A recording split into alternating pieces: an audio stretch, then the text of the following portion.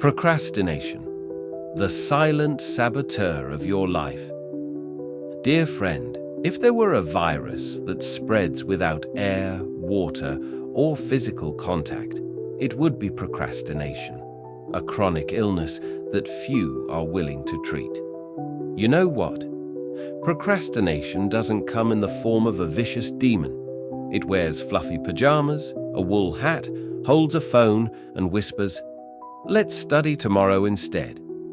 Yes, from that one phrase, "tomorrow is fine," people have become failures. 1.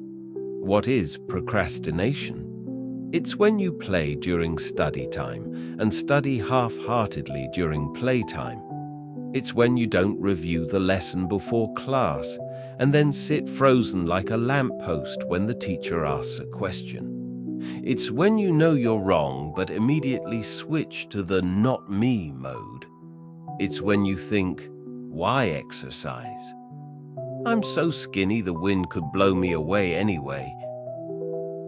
2. The consequence?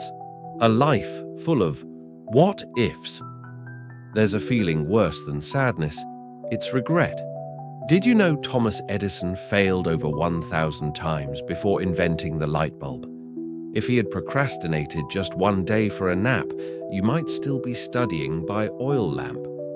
Abraham Lincoln lost 8 elections before becoming president. If he had put things off saying, "I'll try later," he might have ended up farming corn instead of writing American history.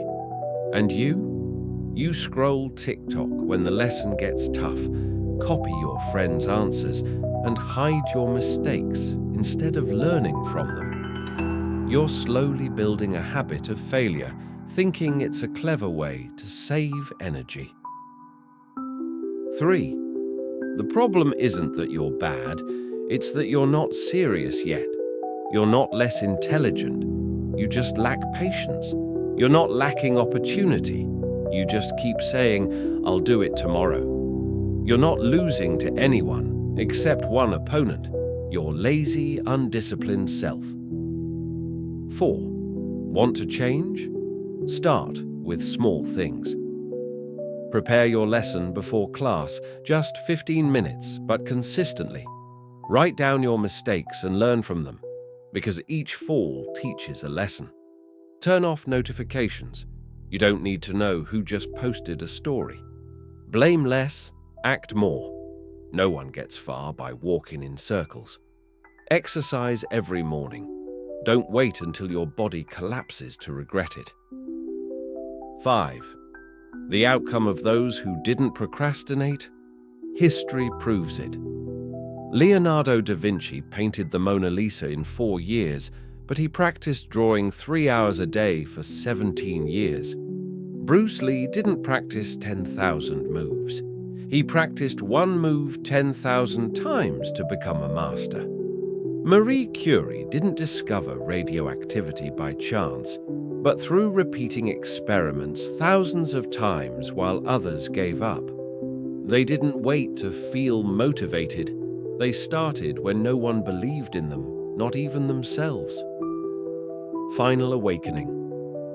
If you keep procrastinating, 10 years from now, you'll look back and say, "Oh, I'm still stuck where I first delayed." Worse, you'll start defining yourself by your past failures and believe, "I am a failure." No, you're just someone who hasn't truly started. Wake up. Lessons don't wait for the latecomer. Life doesn't reward those who arrive last. Happiness doesn't wait for someone who is lazy today, determined tomorrow. My final thought: satire is meant to make you laugh, but if it hurts, congratulations, you've just awakened. Now act, because action is the only cure for the chronic disease of procrastination. And remember, the winner isn't the best. The winner is the one who no longer procrastinates.